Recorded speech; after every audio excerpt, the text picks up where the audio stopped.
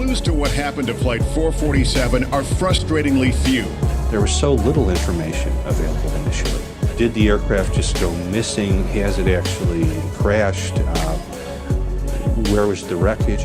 The crew showed no sign of alarm because if they were seriously alarmed by something, they'd have made an emergency call to air traffic control, but they didn't. And the fact that there was no distress signal, what does that say to you? It could be, dare I say, a bomb or something like that. Horrific freefall into the deepest ocean. The sad story of Flight 447. On June 1st, 2009, Air France. Flight 447, a Boeing 777-200ER, disappeared over the Atlantic Ocean en route from Rio de Janeiro, Brazil, to Paris, France. The crash claimed the lives of all 228 passengers and crew members on board. It was a devastating tragedy, and it sparked a thorough investigation into the causes of the accident. It's a story filled with uncertainty and loss, and it raises questions that linger long after the last report has been read. In this video, we will explore the tragic story of Flight 447, a flight that experienced catastrophic failure over the Atlantic Ocean in 2009. This incident is more than just a flight gone wrong. It's a tale of human error, technical malfunctions, and the relentless pursuit of answers in the face of tragedy. Air France. Flight 447 was a scheduled international passenger flight from Rio de Janeiro, Brazil to Paris, France. On 1 June 2009, inconsistent airspeed indications and miscommunication led to the pilots inadvertently stalling the Airbus A330.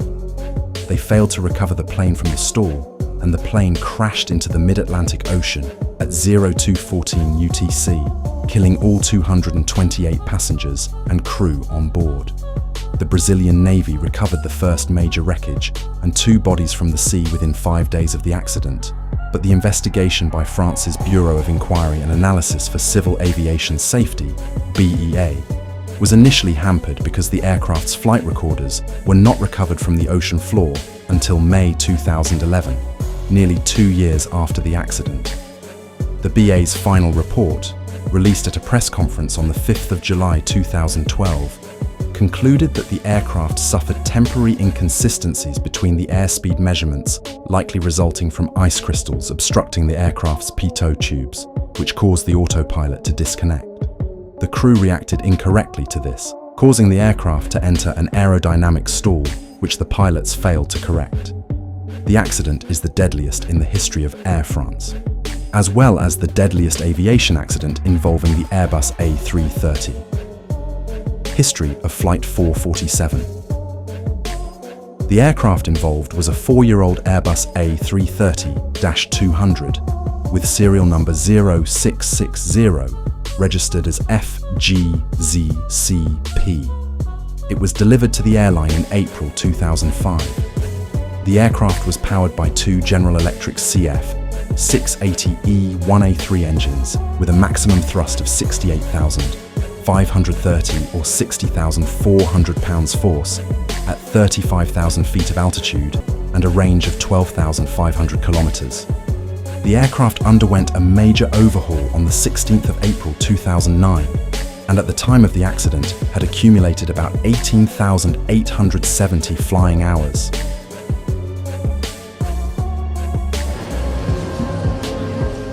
When French intelligence officers check the passenger list, they spot names they suspect are linked to radical Islamic organizations.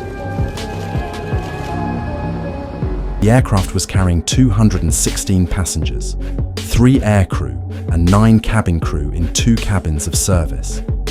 Among the 216 passengers were 126 men, 82 women and 8 children. There were 3 pilots on the flight.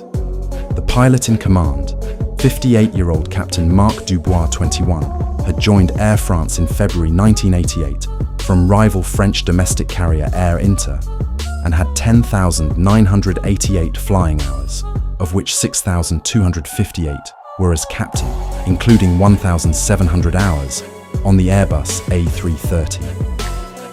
He had carried out 16 rotations in the South America sector since arriving in the A330/A340 division in 2007. The cruise relief co-pilot in the left seat, 37-year-old First Officer David Robert, PNF, had joined Air France in July 1998 and had 6,547 flying hours, of which 4,479 hours were on the Airbus A330.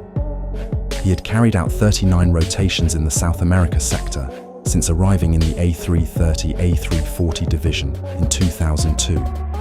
The co-pilot in the right seat, 32-year-old First Officer Pierre-Cédric Bonner, had joined Air France in October 2003 and had 2,936 flight hours, of which 807 hours were on the Airbus A330. He had carried out 5 rotations in the South America sector since arriving in the A330/A340 division in 2008. His wife Isabel, a physics teacher, was also on board. Of the 12 crew members, 11 were French and 1 was Brazilian. The majority of passengers were French, Brazilian, or German citizens. The passengers included business and holiday travelers. Air France established a crisis center at Terminal 2D for the 60 to 70 relatives and friends who arrived at Charles de Gaulle Airport to pick up arriving passengers. But many of the passengers on Flight 447 were connecting to other destinations worldwide. In the days that followed, Air France contacted close to 2,000 people who were related to or friends of the victims. On 20 June 2009, Air France announced that each victim's family would be paid roughly €17,500 in initial compensation. The aircraft departed Rio de Janeiro Galeão International Airport on 31st May 2009 at 19:29 Brazilian Standard Time, with a scheduled arrival at Paris Charles de Gaulle Airport at 11:03 Central European Summer Time the following day. Voice contact with the aircraft was lost around 01:35 UTC, 3 hours and 6 minutes after departure. The last message reported that the aircraft had passed waypoint INTOL, located 565 kilometers off Natal on Brazil's northeastern coast. The aircraft left Brazilian Atlantic radar surveillance at 01:49 UTC and entered a communication dead zone. The Airbus A330 is designed to be flown by 2 pilots, but the 13-hour duty time required for the Rio-Paris route exceeded the 10 hours permitted before a pilot had to take a break, as dictated by Air France's procedures. To comply with these procedures, Flight 447 was crewed by 3 pilots, a captain and 2 first officers. With 3 pilots on board, each pilot could take a break in the A330's rest cabin, located behind the cockpit. In accordance with common practice, Captain Dubois sent First Officer Robert for the first rest period, with the intention of taking the second break himself. At 01:55 UTC, he woke up First Officer Robert and said, "He's going to take my place." After attending the briefing between the 2 co-pilots, the captain left the cockpit to rest at 02:01:46 UTC. At 02:06 UTC, the pilot warned the cabin crew that they were about to enter an area of turbulence. About 2 to 3 minutes later, the aircraft encountered icing conditions. The engine anti-ice system was also turned on. At 02:10:05 UTC, the autopilot disengaged, most likely because the pitot tubes had iced over, and the aircraft transitioned from normal law to alternate law 2, ALT2. The engine's autothrust systems disengaged 3 seconds later. The autopilot disconnect warning was heard on the CVR. Bonin took manual control of the aircraft. Without the autopilot, turbulence caused the aircraft to start to roll to the right, and Bonin reacted by deflecting his side stick to the left. During the next 30 seconds, the aircraft rolled alternately left and right as he adjusted to the altered handling characteristics of the aircraft. At the same time, he abruptly pulled back on his side stick, raising the nose. This action was unnecessary and excessive under the circumstances. The aircraft was still warning. at 02:10:34 UTC after displaying incorrectly for half a minute. The left side instruments recorded a sharp rise in airspeed to 223 knots, as did the Integrated Standby Instrument System, ISIS, 33 seconds later. The right side instruments were not recorded by the flight data recorder. The icing event had lasted for just over a minute, yet Bonin continued to make nose-up inputs. The trimmable horizontal stabilizer, THS, moved from 3 to 13 degrees nose-up in about 1 minute and remained in the latter position until the end of the flight. At 02:11:10 UTC, the aircraft had climbed to its maximum altitude around 38,000 feet. At this point, the aircraft's angle of attack was 16 degrees, and the engine thrust levers were in the fully forward takeoff, go-around detent. As the aircraft began to descend, the angle of attack rapidly increased toward 30 degrees. A second consequence of the reconfiguration into ALT-2 was that the stall protection no longer operated, whereas in normal law, the aircraft's flight management computers would have acted to prevent such a high angle of attack. The wings lost lift, and the aircraft began to stall. Confused, Bonin exclaimed, "I don't have control of the airplane anymore now," and 2 seconds later, "I don't have control of the airplane at all." Robert responded to this by saying, "Controls to the left," and took over control of the aircraft. He pushed his side stick forward to lower the nose and recover from the stall. However, Bonin was still pulling his side stick back. The inputs cancelled each other out and triggered an audible dual input warning. At 02:11:40 UTC, Dubois re-entered the cockpit after being summoned by Robert. The angle of attack had then reached 40 degrees, and the aircraft had descended to 35,000 feet, with the engines running at almost 100% N1. The stall warnings stopped, as all airspeed indications were now considered invalid by the aircraft's computer because of the high angle of attack. The aircraft had its nose above the horizon, but was descending steeply. Roughly 20 seconds later, at 02:12 UTC, Bonin decreased the aircraft's pitch slightly. Airspeed indications became valid, and the stall warning sounded again. It then sounded intermittently for the remaining duration of the flight, stopping only when the pilots increased the aircraft's nose-up pitch.